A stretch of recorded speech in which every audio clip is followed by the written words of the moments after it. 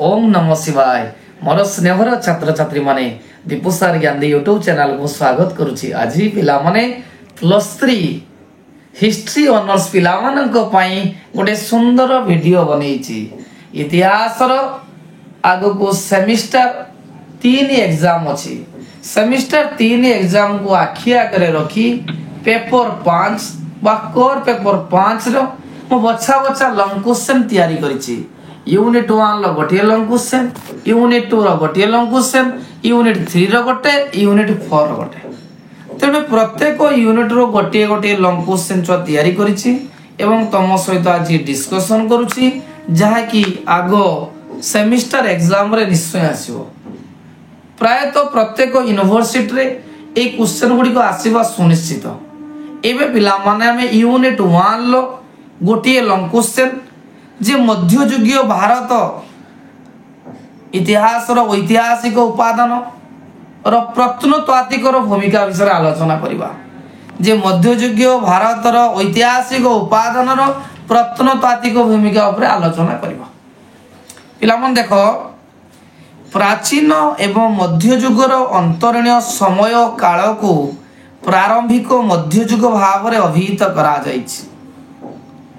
जदियो ए समय काल को स्थूलत प्रारंभिक मध्ययुग रूपे ग्रहण करा जायछि तथापि संस्कृत पारसिक एवं आंचलिक भाषा रे रचित साहित्यिक ग्रंथ तथा अभिलेख मुद्रा एवं प्रत्नतत्वर प्रामाणिक तथ्य को आधार करी एई समय कालर घटना गुडी को एकत्रित करी सजाड़ी रखिबा ऐतिहासिक निमंते एक आह्वान विषय अटे। पिला मन मन रखताओ जे इतिहास रो उपादान साधारणतः 3 भाग रे विभक्त।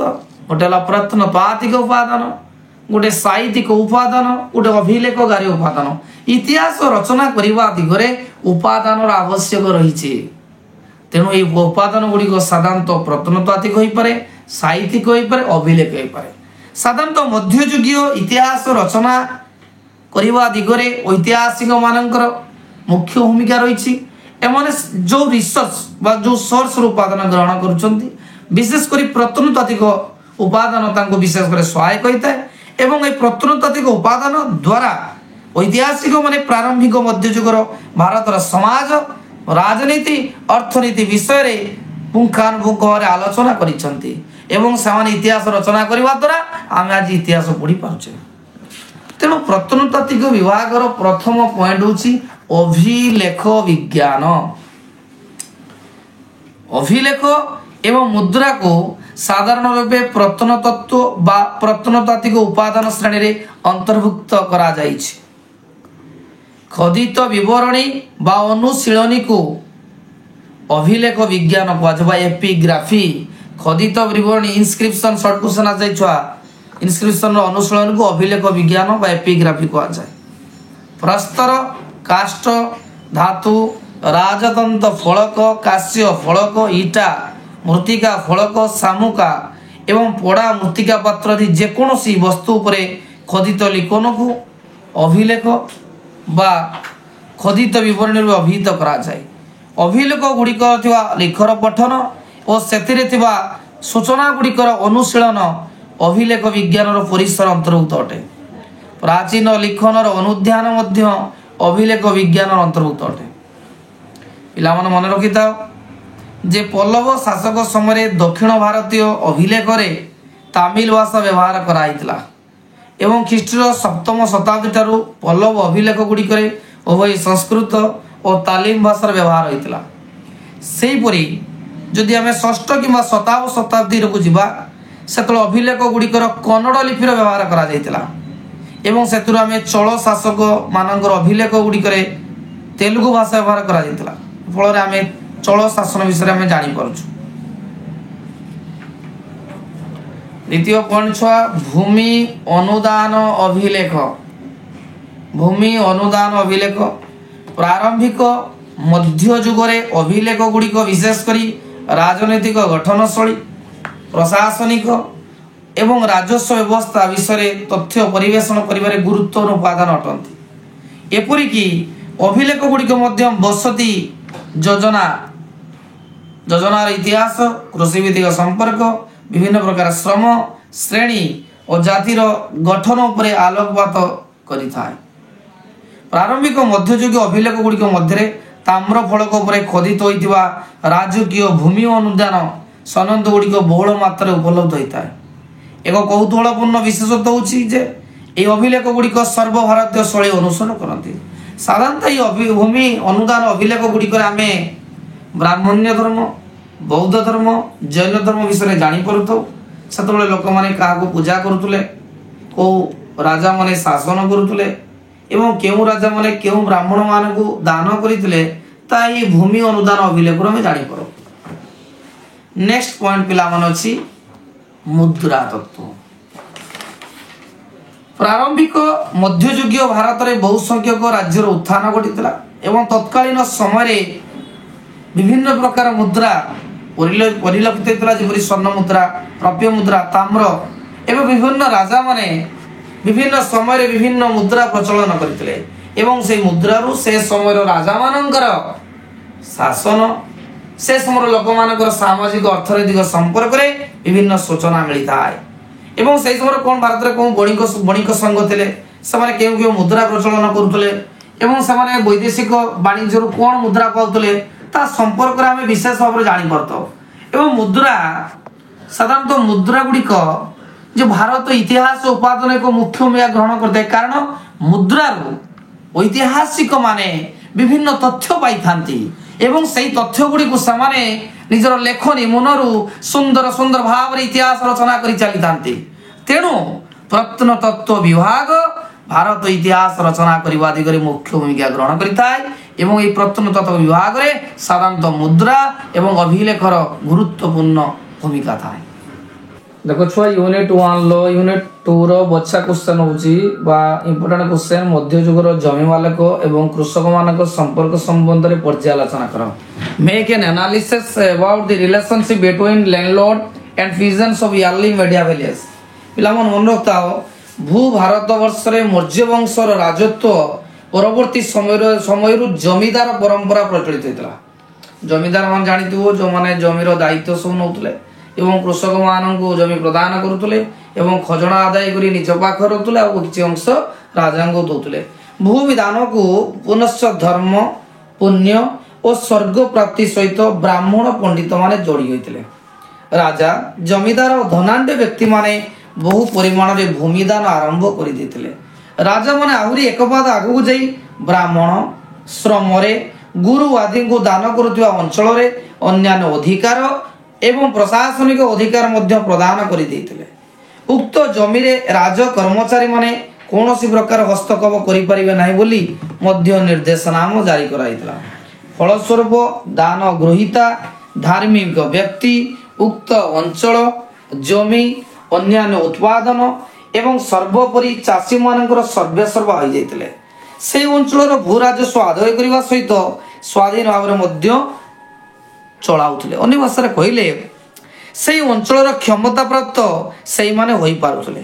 କୃଷକ ଏବଂ ଅନ୍ୟାନ୍ୟ ବର୍ଗ ତାଙ୍କ ଆଦେଶରେ ପରିଚାଳିତ ହେଉଥିଲେ। ସରକାରୀ ଅଥବା ରାଜ କର୍ମଚାରୀଙ୍କୁ ସେମାନେ ସେବା ପାଇଁ କେତେକ ସ୍ୱରୂପରେ ରାଜାମାନେ ଜମିଦାନ କରୁଥିଲେ। ମନ୍ତ୍ରୀ, ସେନାପତି ଆଦି ବିଭିନ୍ନ ବର୍ଗର ସାମରିକ ଓ ବେସାମରିକ ବର୍ଗର ଅଧିକାରୀମାନେ ଦାନରେ ପାଇଥିବା ଜମିର ମାଲିକ ହୋଇଥିଲେ। ଦାନ ଦିଆଯାଉଥିବା ଜମିଗୁଡ଼ିକ ନିଷ୍କର ଥିଲା। ଉକ୍ତ ଅଧିକାରୀମାନଙ୍କ କ୍ଷେତ୍ରରେ ଧାର୍ମିକ ବ୍ୟକ୍ତି ଏବଂ ମଜୁରିଆବାଦୀଙ୍କ ସାହାଯ୍ୟରେ ଚାଷ କରାଯାଉଥିଲା, କିନ୍ତୁ ଜମିକୁ ଭାଗ ଚାଷ ପାଇଁ ସ୍ୱାଧୀନତା କୃଷକକୁ ଦେଇନଥିଲେ। କୃଷକମାନେ କେବଳ ଚାଷ କରୁଥିଲେ ଏବଂ ସମସ୍ତ ପ୍ରକାର ଉତ୍ପାଦନ ଶସ୍ୟ ଏଇମାନେ ନେଇଯାଉଥିଲେ। ଫଳରେ କୃଷକମାନଙ୍କ ଜୀବନ ଅତ୍ୟନ୍ତ ଦୁର୍ବିପାକ ହୋଇଯାଇଥିଲା। ଦାନ ଦ୍ୱାରା ଜମି ମାଲିକାନାର ପ୍ରାକ୍ କଥନ ଜଣାଯାଏ। ଖ୍ରୀଷ୍ଟୀୟ 2ୟ ଶତାବ୍ଦୀରେ ସାତବାହନ ସମ୍ରାଟ ଗୌତମପୁତ୍ର ସାତକର୍ଣ୍ଣି ବୌଦ୍ଧ ଶ୍ରମଣମାନଙ୍କୁ ପ୍ରଶାସନିକ ଅଧିକାରୀ ସହିତ ନିଷ୍କର ଜମିଦାନ କରିଥିଲେ। ବୌଦ୍ଧ ଶ୍ରମଣମାନେ ମଧ୍ୟ ଜମି ମାଲିକ ହୋଇଯାଇଥିଲେ। ଗୁପ୍ତ ସମ୍ରାଟମାନେ ମଧ୍ୟ ଅନେକ ଗ୍ରାମ ଦାନ କରିଥିଲେ। ଏ କ୍ଷେତ୍ରରେ ଗୋଟିଏ ବର୍ଗର ଜମି ମାଲିକ ସୃଷ୍ଟି କରାଯାଇଥିଲା। ସେମାନଙ୍କ ମଧ୍ୟରୁ ଅନେକ ଶାସକ ଅତ୍ୟାଚାରୀ ରୂପରେ ଉଭା ହୋଇଥିଲେ। ଫଳରେ ବୃହସ୍ପତି ଶ୍ରୁତି, ମନୁଶ୍ରୁତି ଆଦିର ଅବଲମ୍ବନରେ ଗୁପ୍ତମାନେ ସରକାରୀ ଅଧିକାରୀମାନଙ୍କୁ ବେତନ ପରିବର୍ତ୍ତେ ଜମିଦାନ କରିଥିଲେ ତଥା ପ୍ରଶାସନିକ ଅଧିକାର ମଧ୍ୟ ଦେଇଥିଲେ। ଫଳରେ ସରକାରୀ ଅଧିକାରୀମାନେ ଅନେକ କ୍ଷେତ୍ରରେ କୃଷକମାନଙ୍କୁ ଶୋଷଣ କରୁଥିଲେ। ପିଲାମାନେ ମନେ ରଖିଥାଅ, ବ୍ରାହ୍ମଣ ମାନଙ୍କୁ ଦାନା କରୁଥିବା ଗ୍ରାମ ଗୁଡ଼ିକୁ ବ୍ରହ୍ମଦେୟ ଏବଂ ଅଗ୍ରହାର କୁହାଯାଉଥିଲା। ବ୍ରହ୍ମଦେୟ ଗ୍ରାମ ଗୁଡ଼ିକର କେବଳ ବ୍ରାହ୍ମଣ ମାନେ ବସବାସ କରୁଥିଲେ। ଅଗ୍ରହାର ଗ୍ରାମ ଗୁଡ଼ିକର ଶିକ୍ଷାର ବିକାଶ ପାଇଁ ଶିକ୍ଷକ ବ୍ରାହ୍ମଣ ମାନଙ୍କୁ ନିଯୁକ୍ତି ଦେଇଥିଲେ। ଉକ୍ତ ଗ୍ରାମରେ ବ୍ରାହ୍ମଣ ଏବଂ ଅବ୍ରାହ୍ମଣ ଆଦି ସମସ୍ତ ବସବାସ କରୁଥିଲେ। ଏଠି ଦି ମାର୍କିଆ ଛୁଆ ଆସେ। ଦକ୍ଷିଣ ଭାଗରେ ସେହିପରି ଗ୍ରାମ ଗୁଡ଼ିକୁ ମଙ୍ଗଳମ କୁହାଯାଉଥିଲା। ସଭା ବ୍ରାହ୍ମଣ ବସତି ଗୁଡ଼ିକୁ ପ୍ରତିନିଧିତ୍ୱ କରୁଥିବା ଜଳ ଉର୍ ସାଧାରଣ ଗ୍ରାମ ବସତି ଗୁଡ଼ିକୁ ପ୍ରତିନିଧିତ୍ୱ କରୁଥିଲା। ପ୍ରତିହାର ପାଳ ଏବଂ ରାଷ୍ଟ୍ରକୂଟ ମାନଙ୍କ ସମୟରେ ଜମି ସମ୍ବନ୍ଧିତ ମଧ୍ୟସ୍ଥି ବହୁ ସଂଖ୍ୟାରେ ବଢ଼ି ଯାଇଥିଲା। 750ରୁ 1000 ଖ୍ରୀଷ୍ଟାବ୍ଦ ମଧ୍ୟରେ ବାଣିଜ୍ୟ ବ୍ୟବସାୟର ଅବନତି ଏବଂ ବ୍ୟବସାୟୀ ମାନଙ୍କ ମାଲପତ୍ର ନେବା ଆଣିବାରେ କଟକଣା, କାରିଗରୀ ମାନଙ୍କ ପ୍ରତି ଅବହେଳା ଆଦି କୃଷି ମଧ୍ୟସ୍ଥି ଅଥବା ସାମନ୍ତ ମାନଙ୍କ ସଂଖ୍ୟା ବୃଦ୍ଧି ପାଇଲା। ତିନି ରାଜବଂଶ ଏତେ ପରିମାଣରେ ଭୂମିଦାନ କରିଥିଲେ ଯେ ମଧ୍ୟସ୍ଥି ଜମି ମାଲିକ ଅଥବା ସାମନ୍ତ ଅଥବା ଜମିଦାର ବର୍ଗର ଅଭିହିତ ହେଉଥିଲା। ତିନି ରାଜବଂଶ ଏତେ ପରିମାଣରେ ଭୂମିଦାନ କରାଇଥିଲେ ଯେ ଏକ ମଧ୍ୟସ୍ଥି ଜମି ମାଲିକ ଅଥବା ସାମନ୍ତ ଅଥବା ଜମିଦାର ବର୍ଗର ଅଭିହିତ ହୋଇଥିଲା। ଜମିଦାର ମାନେ ଚାଷ ଉପଯୋଗୀ ଜମି ବୃଦ୍ଧି କରିବା ପାଇଁ ବଳପୂର୍ବକ କୃଷକମାନଙ୍କୁ ଖଟାଇଥିଲେ ତଥା ବନ୍ଧୁଆ କରି ରଖିଲେ। ଫଳରେ ଦାସ ବର୍ଗର ଅଭିହିତ ହୋଇଥିଲା। ଧାର୍ମିକ ପ୍ରତିଷ୍ଠାନ, ବିଶ୍ୱବିଦ୍ୟାଳୟ, ସରକାରୀ କର୍ମଚାରୀ ଆଦି ନିଜ ନିଜର ଜମିକୁ ଭୂମି ଦାସ ରୂପେ ଚାଷ କରାଯାଉଥିଲା। ପିଲାମାନେ ଦେଖ, ୟୁନିଟ୍ 3ର ସବୁଠୁ ଇମ୍ପୋର୍ଟାଣ୍ଟ କ୍ୱେଶ୍ଚନ, ସହରୀକରଣ କହିଲେ କ'ଣ ବୁଝ? ମଧ୍ୟଯୁଗୀୟ ସହରୀକରଣ ସମ୍ବନ୍ଧରେ ଆଲୋଚ୍ୟ ପ୍ରସ୍ତୁତ କର। What do you mean by urbanization? Write a note of urbanization in the medieval India. ପିଲାମାନେ ମନେ ତ 750ରୁ 1206 ମଧ୍ୟରେ ଭାରତର ବ୍ୟବସାୟ ବାଣିଜ୍ୟର ଅଭିବୃଦ୍ଧି ସହିତ ଅନେକ ଗୁଡ଼ିଏ ବ୍ୟବସାୟ ପେଣ୍ଠ ବା ବାଣିଜ୍ୟିକ ନଗର ସୃଷ୍ଟି ହୋଇଥିଲା। ପଶ୍ଚିମ ମଧ୍ୟ ଏସିଆରେ ବିକାଶ ଲାଭ କରୁଥିବା ପରିବର୍ତ୍ତିତ ରାଜନୀତି ଅବସ୍ଥାରେ ସିଧାସଳଖ ପ୍ରଭାବ ଭାରତୀୟ ରାଜନୀତି ଅର୍ଥନୀତିରେ ପଡ଼ିଥିଲା। ପିଲାମାନେ ମନେ ଥାଉ, ଜଳପଥରେ ରୋମ, ଚୀନ, ଆରବୀୟ ଓ ୟୁରୋପୀୟ ରାଜ୍ୟଗୁଡ଼ିକ ସହିତ ବାଣିଜ୍ୟ କାରବାର ବୃଦ୍ଧି ପାଇଥିଲା। ଫଳରେ ଗଙ୍ଗା, ବ୍ରହ୍ମପୁତ୍ର ଆଦି ନଦୀ ସାହାଯ୍ୟରେ ମାଲପତ୍ର ନେବା ଆଣିବାରେ ବୃଦ୍ଧି ହୋଇଥିଲା। ଫଳରେ ସେସବୁ ଅଞ୍ଚଳରେ ବ୍ୟବସାୟ କରୁଥିବା ଲୋକମାନେ ଅନେକ ନଗର ଗଢ଼ି ଉଠିଥିଲା। ପିଲାମାନଙ୍କର ସହରୀକରଣ ଆମର ସାଧାରଣତଃ ବିଭିନ୍ନ ପର୍ଯ୍ୟାୟ ରହିଛି। ପାଖାପାଖି 2000ରୁ 1500 ମଧ୍ୟରେ ସିନ୍ଧୁ ନଦୀ ସଭ୍ୟତାର ଆରମ୍ଭ ହୋଇଥିବା ଜଣାଯାଏ। ଉକ୍ତ ନଗର ଗୁଡ଼ିକ ମଧ୍ୟରେ ହରପ୍ପା, ମହେଞ୍ଜୋଦାରୋ, କାଲିବାଗନ ନଗର ଆଦି ଗଢ଼ି ଉଠିଥିଲା, ଯାହାକି ନଗର ସଭ୍ୟତାର ପ୍ରଥମ ପର୍ଯ୍ୟାୟ। ଯଦି ପିଲାମାନେ ଦ୍ୱିତୀୟ ପର୍ଯ୍ୟାୟକୁ ଯିବା, ଗାଙ୍ଗେୟ ସମତଳ ଉପତ୍ୟକାରେ କାଶୀ, ଶ୍ରୀବସ୍ତି, ଗୟା, ପାଟଳିପୁତ୍ର ଆଦି ମହାନ ନଗର ଗଢ଼ି ଉଠିଥିଲା। ସେହିପରି ଜିଲ୍ଲା ଯଦି ଆମେ ତୃତୀୟ ପର୍ଯ୍ୟାୟକୁ ଯିବା, ତୃତୀୟ ପର୍ଯ୍ୟାୟରେ 8ମରୁ 12 ଶତାବ୍ଦୀ ପର୍ଯ୍ୟନ୍ତ ପୁନର୍ବାର ସହର ଗୁଡ଼ିକ ଅଭିବୃଦ୍ଧି ହୋଇଥିଲା, ବିକାଶ କରିଥିଲା ଏବଂ ମଧ୍ୟଯୁଗୀୟ ସହର ଗୁଡ଼ିକ ସାଧାରଣତଃ ବାଣିଜ୍ୟ ଏବଂ ରାଜନୀତିର କେନ୍ଦ୍ରସ୍ଥଳୀ ରହିଥିଲା। ଏବେ ପିଲାମାନେ ଯିବା ଆମ ଅଞ୍ଚଳ, ସେତେବେଳେ ସମୃଦ୍ଧ ନଗର କ'ଣ ଥିଲା? ବହୁତ ସୁନ୍ଦର ଭାବରେ ନୋଟ୍ କରିଦେଇଛି, ପରୀକ୍ଷାରେ ପଡ଼ିବ, ସୁନ୍ଦର ଲେଖିବ, କୋଟି କୋଟି କ୍ୱେଶ୍ଚନ ପରୀକ୍ଷାରେ ଆସିବ। ଦେଖ ଛୁଆ, ମଧ୍ୟଯୁଗର ହସ୍ତଶିଳ୍ପ, ବାଣିଜ୍ୟ ଓ ମୁଦ୍ରା ବ୍ୟବହାରରେ ଅଭିବୃଦ୍ଧି ନୂତନ ରୂପରେ ବିକାଶ ଲାଭ କରୁଥିବା ବାଣିଜ୍ୟିକ ନଗର ଗୁଡ଼ିକ ବିଶେଷ ରୂପରେ ସମୃଦ୍ଧଶାଳୀ କରିବା ସହିତ ତାର ସ୍ଥିତିରେ ମଧ୍ୟ ସ୍ଥାୟିତ୍ୱ ଆଣିଥିଲା। ଯଦି ଆମେ ଇତିହାସ ପୃଷ୍ଠା ମୋଟିବା, ବୈଶାଳୀ, ପାଟଳିପୁତ୍ର, ବାରାଣାସୀ, କୌଶାମ୍ବୀ, ମଥୁରା ଆଦି ନଗର ଗୁଡ଼ିକ ବ୍ୟବସାୟିକ ସହର ଥିଲା। ସେ ସମୟରେ ଗଢ଼ି ଉଠିଥିବା ଅତ୍ୟନ୍ତ ସମୃଦ୍ଧ ନଗର ଗୁଡ଼ିକ ମଧ୍ୟରେ ବିହାରର ଚରାନ୍ଦ, ପାନସନପୁର, ବକ୍ସାର, ଉତ୍ତରପ୍ରଦେଶର ଖଇରାଢିଓ, ମାସନ, ଉତ୍ତରପ୍ରଦେଶର ଗଢ଼ି ଉଠିଥିବା ଅନ୍ୟ ନଗର ଗୁଡ଼ିକ ମଧ୍ୟରେ ସୋହାଗୌରା, ଭିଟା, ଆରଞ୍ଜିଖେରା, ରାଜସ୍ଥାନର ନଙ୍ଗମହଲ। ଏହି ନଗରୀ ଗୁଡ଼ିକରୁ ବୈଦୁର୍ଯ୍ୟ, ମାଣିକ ଆଦି ଅନେକ ମୂଲ୍ୟବାନ ପଥର ବିଦେଶକୁ ରପ୍ତାନି କରାଯାଉଥିଲା। ସହରୀ ସଭ୍ୟତା ଯିବା, ପିଲାମାନେ ଦେଖ, ସହରରେ ଯେଉଁ ଲୋକମାନେ ଜୀବନଯାପନ କରୁଥିଲେ ସାଧାରଣ ସେମାନେ ଧନିକ ଶ୍ରେଣୀ ଥିଲେ। ସେମାନେ ବିଳାସ ବେସନରେ ରହୁଥିଲେ। ଏହି ନଗର ଗୁଡ଼ିକ ମଧ୍ୟ ବିଶେଷ ଜନପ୍ରିୟ ଥିଲା। ତେଣୁ ନଗର ସହରମାନଙ୍କର ବେଶୀ ଲୋକ ବାସ କରୁଥିଲେ ଏବଂ ଗ୍ରାମାଞ୍ଚଳର ଲୋକମାନେ କେବଳ କାମ ପାଇଁ ସେଠିକି ଯାଉଥିଲେ ଏବଂ ସହର ଲୋକମାନେ ସେମାନେ ଉନ୍ନତ ରୁଚି ସମ୍ପନ୍ନ ହୋଇପଡ଼ୁଥିଲେ, ବିଳାସମୟ ଜୀବନଯାପନ କରୁଥିଲେ ଏବଂ ଆନନ୍ଦ ପ୍ରମୋଦରେ ସେମାନଙ୍କର ଜୀବନ ବିତୁଥିଲା। ସହରର ପ୍ରତ୍ୟେକ ଘର ଏକ ଫୁଲ ବଗିଚା ଦ୍ୱାରା ପରିବେଷ୍ଟିତ ହୋଇଥିଲା। ଘରଗୁଡ଼ିକର ଆସବାବପତ୍ର, ଗୃହ ସରଞ୍ଜାମ ସଜ୍ଜିତ କରି ରଖାଯାଇଥିଲା। ଏବଂ ନାଗରିକମାନେ ମୂଲ୍ୟବାନ ଏବଂ ମଣି ମୁକ୍ତା ଖଚିତ ବସ୍ତ୍ର ପରିଧାନ କରୁଥିଲେ। ସେହିପରି ମଧ୍ୟବର୍ଗଙ୍କ ଜୀବନ ମଧ୍ୟ ସମୃଦ୍ଧ ଆନନ୍ଦମୟ ଥିଲା। ସେମାନେ ସନ୍ତୁଳିତ ଏବଂ ପ୍ରାଚୁର୍ଯ୍ୟମୟ ଜୀବନଯାପନ କରୁଥିଲେ। ଏବେ ଯେଉଁ ହସ୍ତଶିଳ୍ପ କାରିଗର, ଯଦିଓ ଅନେକ ଅଣ ଉତ୍ପାଦନକାରୀ ଲୋକେ ନଗରଗୁଡ଼ିକର ବସତି ସ୍ଥାପନ କରୁଥିଲେ, ତଥାପି ପ୍ରତିହାର, ରାଷ୍ଟ୍ରକୂଟ, ଚୋଳ, ପାଣ୍ଡ୍ୟ, ଗଙ୍ଗ ଏବଂ ତାମିଲ ରାଜ୍ୟ ଆଦିଙ୍କ ଶାସନ କାଳରେ ଦେଶର ସର୍ବତ୍ର ବିଶେଷ କରି ନଗରଗୁଡ଼ିକର ହସ୍ତଶିଳ୍ପ, କାରିଗରୀ କାର୍ଯ୍ୟକଳାପ ଏବଂ ବ୍ୟବସାୟ ବାଣିଜ୍ୟ ସମୃଦ୍ଧି ଶିଖରରେ ପହଞ୍ଚିଥିଲା।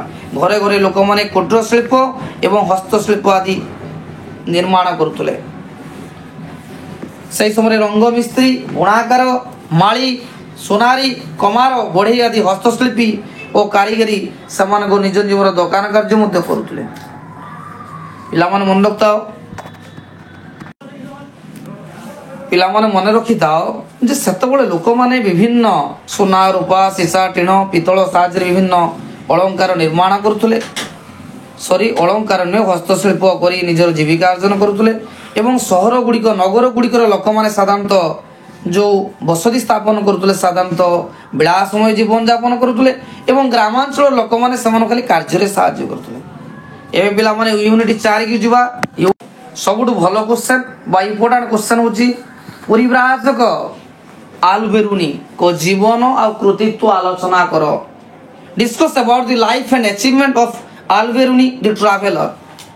ପିଲାମାନେ ମନେ ରଖିଥାଅ, ମଧ୍ୟଯୁଗୀୟ ଭାରତ ଭ୍ରମଣରେ ଆସିଥିବା ବିଦେଶୀ ପରିବ୍ରାଜକମାନଙ୍କ ମଧ୍ୟରେ ଆଲବେରୁନି ଥିଲେ ଅନ୍ୟତମ। ଆଲବେରୁନି ମଧ୍ୟ ଏସିଆର ଏକାଦଶ ଶତାବ୍ଦୀରେ ଜଣେ ବିଶିଷ୍ଟ ପଣ୍ଡିତ ଏବଂ ଗଜନିର ସୁଲତାନ ମାହମୁଦଙ୍କ ସମୟରେ ସେ ଭାରତ ଭ୍ରମଣରେ ଆସିଥିଲେ।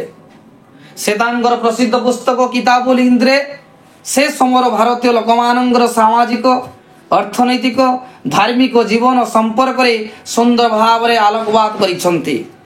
ପିଲାମାନେ ମନେ ରଖିଥାଅ, ଆଲବେରୁନିଙ୍କ ପୁରା ନାମ ଥିଲା ମହମ୍ମଦ ଇବାନ ଅହମ୍ମଦ ଆବୁ ରାୟ ହାନ ଆଲବେରୁନି, ଯିଏକି ଉଜବେକିସ୍ତାନର ଖ୍ୱାରିଜମ ଠାରେ 973ରେ ଜନ୍ମଗ୍ରହଣ କରିଥିଲେ। ଏବଂ ଯେତେବେଳେ ମାମୁଦ ଭାରତ ଆକ୍ରମଣ କରିଥିଲେ, ମାମୁଦ ମନେ ରଖିଥିବ ଭାରତ 17 ଥର ଆକ୍ରମଣ କରିଥିଲେ, ଗଜନିର ଶ୍ରେଷ୍ଠ ରାଜା, ଏବଂ ତାଙ୍କ ସମୟରେ ମାମୁଦ ଆଲବେରୁନିକୁ ଭାରତକୁ ନେଇ ଆସିଥିଲେ। ଆରବିକ, ପାର୍ସୀ, ସଂସ୍କୃତ ଆଦି ଭାଷାରେ ପାରିଦର୍ଶିତା ଲାଭ କରିଥିବା ଏହି ବିଦ୍ୱାନ ସୁଲତାନ ମାହମୁଦକୁ ପ୍ରଭାବିତ କରିଥିଲା। ଫଳରେ ସେ ତାଙ୍କୁ ମୁକ୍ତ କରିବା ସହ ଶାହ-ଇ ଖ୍ୱାରିଜମ ଉପାଧିରେ ସମ୍ମାନିତ କରିଥିଲେ। ଆଲବେରୁନି ଯେତେବେଳେ ଭାରତ ଭ୍ରମଣରେ ଆସିଥିଲେ, ସେ ଭାରତ ଭ୍ରମଣରେ ତାଙ୍କର ଦେଖିଯାଇଥିବା ସମସ୍ତ କାର୍ଯ୍ୟାବଳୀକୁ ତାଙ୍କର ପୁସ୍ତକରେ ଲିପିବଦ୍ଧ କରିଥିଲେ। ସେ ସମୟରେ ହିନ୍ଦୁ ଧର୍ମ, ଦର୍ଶନ, ପର୍ବପର୍ବାଣୀ, ପରମ୍ପରା, ଲୋକମାନଙ୍କର ସାମାଜିକ ଆର୍ଥିକ ଜୀବନ, ଭୂଗୋଳ, ଦେବାଦେବୀ ମୂର୍ତ୍ତି, ଧର୍ମୀୟ ପରମ୍ପରା ଆଦି ସମ୍ପର୍କରେ ଆଲୋକପାତ କରିଛନ୍ତି। ଆଲବେରୁନି ବର୍ଣ୍ଣନା କରିଥିଲେ ଯେ ସାଧାରଣତଃ ଭାରତୀୟମାନେ ତାଙ୍କ ଜାତିକୁ ନେଇ ବେଶ ଗର୍ବିତ ଅନୁଭବ କରୁଥିଲେ। ସେ ସମୟରେ ଭାରତରେ 4ଟି ଜାତି ଥିଲା, ବ୍ରାହ୍ମଣ, କ୍ଷତ୍ରିୟ, ବୈଶ୍ୟ, ଶୂଦ୍ର। ଆଲବେରୁନିଙ୍କ ମତରେ ବ୍ରାହ୍ମଣମାନେ ସମାଜରେ ଶ୍ରେଷ୍ଠ ସ୍ଥାନ ଅଧିକାର କରିଥିଲେ ଏବଂ ସମାଜରେ କ୍ଷତ୍ରିୟମାନଙ୍କୁ ଦ୍ୱିତୀୟ ସ୍ଥାନ ମିଳିଥିଲା ଏବଂ ତା ତଳକୁ ଥିଲେ ବୈଶ୍ୟ, ଯେଉଁମାନେ ବେପାର, ବାଣିଜ୍ୟ, କୃଷି ଆଦି କାର୍ଯ୍ୟ କରୁଥିଲେ ଏବଂ ଶେଷରେ ଥିଲେ ଶୂଦ୍ର, ଯେଉଁମାନେ ଏହି 3 ଜଣଙ୍କ କାର୍ଯ୍ୟକୁ ସହାୟତା କରୁଥିଲେ। ଦେଖ ଛୁଆ, ଆଲବେରୁନି ଭାରତ ସମ୍ପର୍କରେ ଯାହା ବର୍ଣ୍ଣନା କରିଥିଲେ ତାଙ୍କର ପୁସ୍ତକ କିତାବୁଲ ହିନ୍ଦରେ ସେ ପ୍ରକାଶ କରିଛନ୍ତି ଏବଂ ତାଙ୍କର ପୁସ୍ତକରେ ସେ ପ୍ରଥମେ ବର୍ଣ୍ଣନା କରିଥିଲେ ବର୍ଣ୍ଣାଶ୍ରମ। ଆଲବେରୁନିଙ୍କ ମତରେ ହିନ୍ଦୁମାନେ ସେ ସମୟରେ ବର୍ଣ୍ଣ ବ୍ୟବସ୍ଥାରେ ବିଶ୍ୱାସ କରୁଥିଲେ। ସେମାନେ ତାଙ୍କର ଜୀବନଚର୍ଯ୍ୟାକୁ 4ଟି ଭାଗରେ ବିଭକ୍ତ କରିଥିଲେ, ଯଥା ବ୍ରହ୍ମଚର୍ଯ୍ୟ, ଗ୍ରାହସ୍ଥ୍ୟ, ବାନପ୍ରସ୍ଥ ଏବଂ ସନ୍ନ୍ୟାସୀ। ସାଧାରଣତଃ ବ୍ରହ୍ମଚର୍ଯ୍ୟରେ ଜଣେ ତାର ଜୀବନକୁ ଛାତ୍ର ଭାବରେ ଗୁରୁକୁଳ ଆଶ୍ରମରେ ବିତାଇଥାଏ। ପରବର୍ତ୍ତୀ ଅବସ୍ଥାରେ ସେ ଘରକୁ ଫେରି ଆସେ ଏବଂ ଗ୍ରାହସ୍ଥ ଜୀବନ ବିତାଇଥାଏ ଏବଂ କିଛି ଦିନ ପରେ ପରିବାର ତାକୁ ଖୁସି ପ୍ରଦାନ କରିନଥାଏ ଏବଂ ପରିବାର ଜଞ୍ଜାଳରେ ଜର୍ଜରିତ ହୋଇ ସେ ବନକୁ ଗମନ କରିଥାଏ, ତାକୁ ବାନପ୍ରସ୍ଥ। ତାପରେ ନିଜର ଶେଷ ଜୀବନ ସନ୍ନ୍ୟାସୀ ବ୍ରତ ପାଳନ କରିବା ସହ ଉପବାସ ରହି ନିଜର ଶେଷ ସନ୍ନ୍ୟାସ ନିଜର ଶେଷ ଜୀବନ କଟେଇଥାଏ। ତାପରେ ହେଲା ବିବାହ।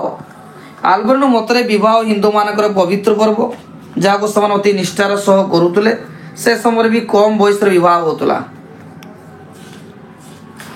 ନେକ୍ସଟ ପଏଣ୍ଟ ପିଲାମାନେ ଦେଖ, ନାରୀମାନଙ୍କର ସ୍ଥାନ। ଆଲବେରୁନିଙ୍କ ମତରେ ଭାରତୀୟ ସମାଜରେ ନାରୀମାନେ ଉଚ୍ଚରେ ଥିଲେ। ସେମାନଙ୍କ ସହଯୋଗ ବିନା କୌଣସି ଧାର୍ମିକ କାର୍ଯ୍ୟ ସମ୍ପୂର୍ଣ୍ଣ ହେଉନଥିଲା। ସେମାନେ ଗୃହର ସମସ୍ତ କାର୍ଯ୍ୟ କରୁଥିଲେ। ବାଲ୍ୟ ବିବାହ ପ୍ରଥା ସମାଜରେ ପ୍ରଚଳିତ ଥିଲା। ବିଧବା ପୁନର୍ବିବାହ ନଥିଲା। ସତୀଦାହ ପ୍ରଥା ସମାଜରେ ପ୍ରଚଳିତ ଥିଲା। ନେକ୍ସଟ ଧର୍ମୀୟ ଅବସ୍ଥା। ଆଲବେରୁନି ହିନ୍ଦୁମାନଙ୍କ ଧର୍ମୀୟ ଅବସ୍ଥା ଉପରେ ଆଲୋକପାତ କରିଛନ୍ତି। ସମାଜରେ ଏକସ୍ୱରବାଦ ପ୍ରଚଳିତ ଥିଲା। ସେମାନେ ବିଶାଳ ମନ୍ଦିର ନିର୍ମାଣ କରୁଥିଲେ ଏବଂ ତାହା ମନ୍ଦିରରେ ଦେବାଦେବୀଙ୍କର ମୂର୍ତ୍ତି ମଧ୍ୟ ସ୍ଥାନ ପାଉଥିଲା।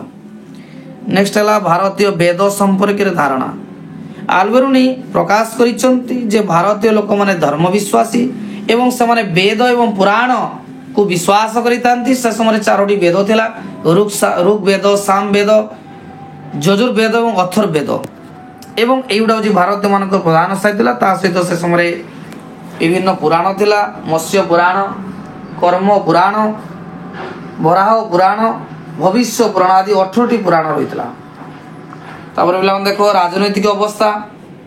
ରାଜନୈତିକ ଅବସ୍ଥା ବର୍ଣ୍ଣନା କରି ଆଲବେରୁନି କହିଥିଲେ ଯେ ଭାରତ ଏକ ବିଶାଳ ଦେଶ ହେଲେ ମଧ୍ୟ ତାହା ଅନେକ ଗୁଡ଼ିଏ ଛୋଟ ଛୋଟ ରାଜ୍ୟରେ ବିଭକ୍ତ ହୋଇ ବିଭିନ୍ନ ରାଜାମାନଙ୍କ ଦ୍ୱାରା ଶାସିତ ହୋଇଥିଲା। ନେକ୍ସଟ ନ୍ୟାୟିକ ଶାସନ। ସେ ସମୟରେ ରାଜାମାନେ ନ୍ୟାୟର ମୂର୍ତ୍ତିମନ୍ତ ଦେବା ପାଇଁ ସେମାନେ ବିଭିନ୍ନ ସ୍ଥାନରେ ନ୍ୟାୟାଳୟମାନ ପ୍ରତିଷ୍ଠା କରିଥିଲେ। ସାଧାରଣତଃ ଗ୍ରାମ ପଞ୍ଚାୟତ ସର୍ବନିମ୍ନ ଅଦାଲତ ଥିଲା ଏବଂ ଗ୍ରାମର ଅଧିକାଂଶ ବିବାଦ ଗ୍ରାମାଞ୍ଚଳ ଦ୍ୱାରା ସମାଧାନ କରାଯାଉଥିଲା। ଆର୍ଥିକ ଅବସ୍ଥା। ଆଲବେରୁନିଙ୍କ ଭାରତ ଆଗମନ ସମୟରେ ପ୍ରଜାମାନଙ୍କର ଆର୍ଥିକ ଅବସ୍ଥା ସ୍ୱଚ୍ଛଳ ଥିଲା।